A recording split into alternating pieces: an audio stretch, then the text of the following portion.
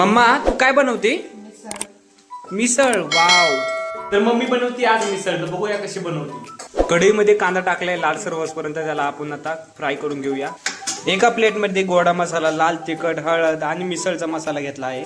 तर कांद्यामध्ये मस्त मीठ टाकले कारण की कांदा लवकर तळल्या जाऊ.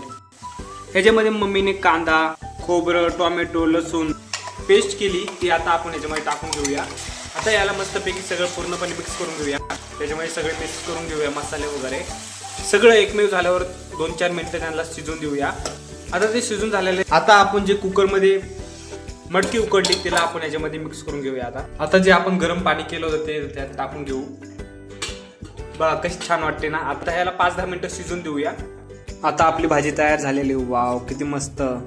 आता खाऊन बघूया कशी झाली.